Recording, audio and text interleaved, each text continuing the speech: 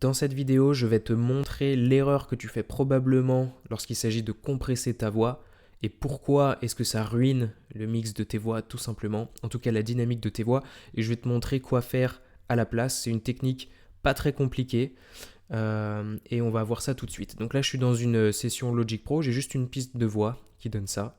Baby, when the morning comes, I've got places I need to be. Et là, on entend bien que d'un point de vue dynamique, ça fluctue un petit peu trop. Ou plutôt, on entend bien que ça fluctue un petit peu trop.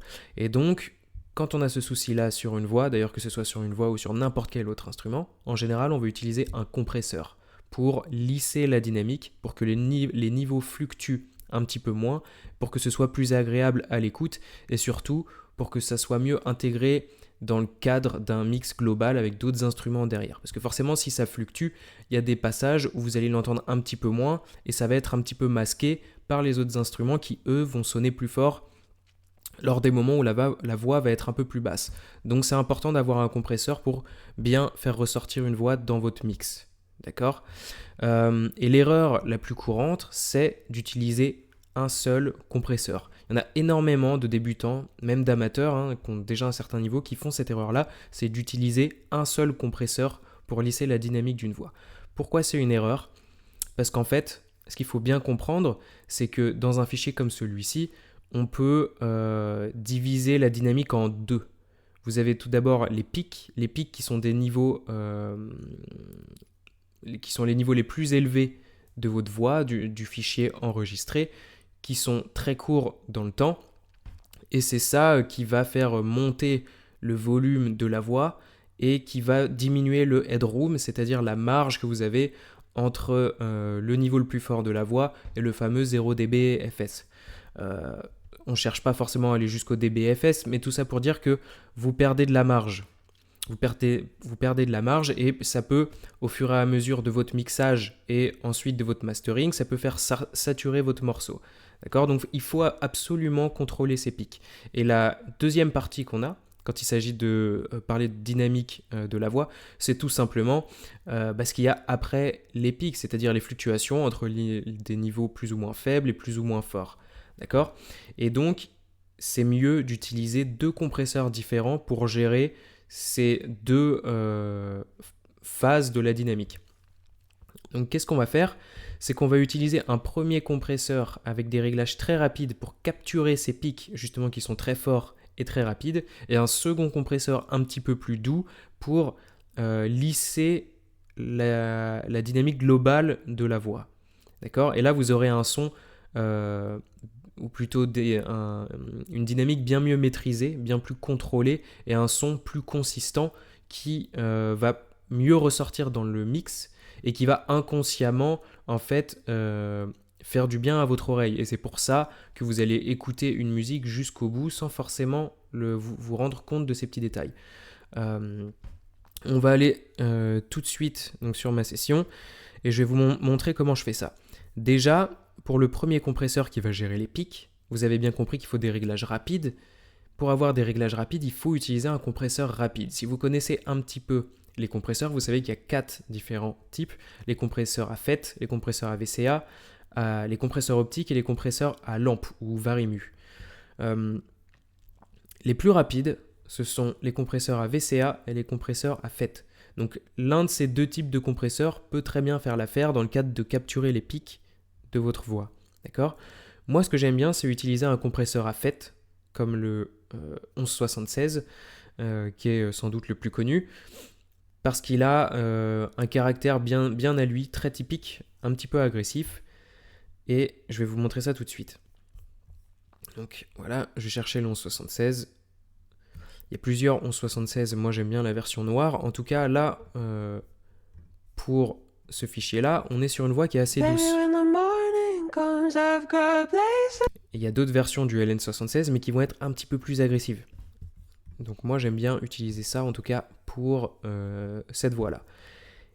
Et donc ce que je vais faire, c'est que je vais régler mon attaque, ma release et le threshold qui est en fait géré par l'input ici, de manière à réduire uniquement les pics. Donc on va voir de combien de dB est-ce qu'il faut atténuer, mais ça va être une légère compression très ponctuelle. Donc déjà sur le 1176, les réglages d'attaque et de release sont inversés, ou plutôt les mesures sont inversées dans le sens où le plus rapide, c'est pas 1, mais c'est 7. C'est toujours comme ça sur les compresseurs 1176. Et donc on va aller chercher un petit peu où se trouvent les pics.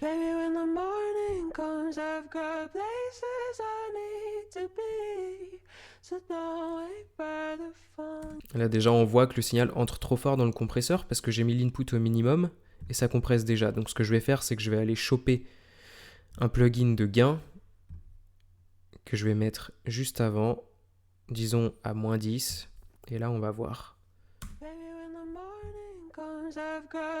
Voilà, c'est bon, ça compresse plus, et là je vais aller chercher les pics. You'll never have me. Baby, when the morning comes, I've got places I need to be. So don't wait by the phone, you know you'll never have me. Baby, when the morning comes, I've got places I need to be. So don't wait by the phone, you know you'll never have me. Baby, when the morning comes, I've got places I need to be. Baby, when the morning comes, I've got places I need to be. Vous voyez là, la compression se déclenche à certains moments précis du fichier qu'on a sous les yeux, et c'est seulement les pics qui sont atténués. Donc là, si vous regardez un petit peu le vumètre, vous voyez qu'il y a environ 1 dB qui est atténué. Là, ça peut être suffisant parce que la voix est assez douce, mais je peux très bien augmenter le ratio pour diminuer encore plus ces pics. On va simplement se retrouver sur un rendu un petit peu plus agressif. Donc moi, je vais laisser là-dessus. Et là, on a seulement les pics qui sont capturés. Vous voyez, le compresseur agit seulement ponctuellement. Seulement sur les pics.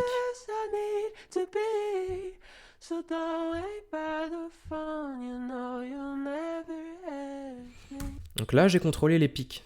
D'accord ? En l'occurrence, on est sur une voix douce, donc les pics sont pas très élevés. Mais parfois, quand l'enregistrement n'est pas forcément très bon, quand on n'a pas affaire forcément à un chanteur qui a beaucoup l'habitude d'enregistrer en studio, et qu'on a aussi affaire à des genres un petit peu plus dynamiques, dans le rock, dans le rap, la trap, la pop, peu importe, vous allez avoir une plus grosse fluctuation et des pics qui peuvent être bien plus élevés. Donc parfois, ça peut aller au-delà d'un seul dB de réduction de gain. Voilà, et maintenant que c'est fait, je vais aller chercher mon deuxième compresseur qui, lui, va se charger de lisser la dynamique globale du fichier maintenant que les pics sont contrôlés. Et pour ça, on veut forcément un compresseur un petit peu plus doux. On a déjà géré les pics qui sont très rapides avec un compresseur à FET, qui est très rapide, et maintenant on va chercher un compresseur un petit peu plus doux, un petit peu plus lent, pour garder la musicalité de la voix. En tout cas, dans ce contexte-là, pour une voix douce comme ça, c'est ce qu'on va aller chercher. Parfois, vous pouvez très bien tester des réglages un petit peu plus agressifs et utiliser un compresseur un peu plus rapide, comme un VCA, pour faire cette étape de la compression. Mais en général, ce qui marche bien, c'est d'utiliser un compresseur optique, comme le LA2A. Le LA2A de chez Universal Audio, en tout cas, moi, c'est celui que j'utilise. Vous avez des versions chez Waves aussi et d'autres fabricants de plugins. Et là, on peut aller chercher un petit peu plus de dB en matière de réduction de gain. Baby, when the morning comes, I've got places I need to be. So don't wait by the phone, no, you'll never have me. Baby, when the morning comes, I've got places I need to be. So don't wait by the phone, you know you'll never have me. Vous voyez là sur les fins de phrases qui sont un petit peu plus douces, on a une réduction de gain entre 0 et 0,5 dB, ce qui montre que le signal est en fait tout le temps compressé. Là, c'est ce que j'ai envie. J'ai pas envie qu'il y ait des moments où ce soit pas compressé, parce que je veux garder un signal consistant du début à la fin. Et donc là, je pense avoir trouvé le sweet spot pour la réduction de gain, et j'ai juste adapté mon gain ici pour avoir le même niveau en entrée et en sortie. Baby, when the morning morning comes, I've got places I need to be. So don't wait by the phone, you know you'll never have me. Baby, when the morning comes, I've got places I need to be. So don't wait by the phone, you know you'll never. Voilà, là on est à gain à peu près égal, égaux plutôt, et en tout cas pour ce qui s'agit de l'entrée et de la sortie. Et vous entendez également, et c'est ce qui fait la magie de ce compresseur optique, que la voix est très légèrement remise en avant. Parce qu'en fait, ce compresseur-là apporte ce qu'on appelle de la chaleur. Et en fait, cette chaleur-là, c'est quoi? C'est un petit peu plus d'harmonique dans les médiums de la voix, dans les fréquences médiums. Et ça, pourquoi est-ce qu'on a cet ajout d'harmonique dans les médiums? C'est parce que dans le compresseur hardware, parce que ça c'est une émulation, de base c'est un compresseur hardware qu'il y a dans les studios d'enregistrement et de mixage, et bien en fait dans ce compresseur hardware et parmi les composants électroniques de ce compresseur, vous avez une lampe en sortie qui vient justement réchauffer le signal. Et donc là c'est ce qu'ils ont essayé de répliquer sur ce plugin et ça marche plutôt bien. Donc du coup la voix est légèrement remise en avant. Et donc là vous avez une compression qui est contrôlée, qui est maîtrisée, et vous avez une voix qui est vraiment consistante. On sent, alors c'est plus ou moins subtil selon les fichiers, là ça reste une voix douce de base, donc c'est assez subtil, mais on sent quand même que la voix est plus consistante tout au long du fichier, vous voyez. Et donc c'est ce qu'on va aller chercher en utilisant un combo de 2 compresseurs comme ça. Sachant que ce combo-là, le 1176 plus le LA2A, c'est vraiment un combo qui est utilisé des centaines et des centaines de fois dans tous les plus grands studios du monde et sur beaucoup des plus grands titres que vous ayez pu écouter sur votre plateforme de streaming. Vous avez d'autres alternatives, hein, évidemment. Je pense au compresseur CL1B qui peut remplacer le 1176. Mais en tout cas, ce qu'il faut retenir, c'est que vous pouvez utiliser un compresseur rapide pour capturer les pics dans un premier temps, pour gérer les pics, et ensuite un compresseur un petit peu plus doux, un petit peu plus lent, pour gérer la dynamique globale de votre voix. Donc voilà pour cette vidéo sur la compression. Vous allez voir que vous allez avoir un rendu plus contrôlé, plus maîtrisé, plus consistant, etc. Et maintenant, ce que je vous propose, c'est d'aller chercher dans la description de cette vidéo, je vous ai mis un guide totalement gratuit pour mixer votre voix de A à Z. Donc vous avez une vocal chain, un ordre de plugins que vous n'êtes pas obligé de respecter, d'accord? Parce que dans le mixage, il n'y a pas de règles, mais en tout cas, ça vous donne un bon point de départ et une base très solide de vocal chain pour avoir justement une chaîne professionnelle et un rendu professionnel. Alors évidemment, vous n'allez pas avoir ce rendu professionnel en un claquement de doigts. Il faut que vous pratiquiez, il faut que vous vous entraîniez, mais en tout cas, vous avez tout pour avoir un rendu professionnel avec ce guide que je vous mets en description. Donc allez le chercher tout de suite et allez appliquer tout ça dans votre prochaine session de mix. Je vous dis à plus tard pour une prochaine vidéo.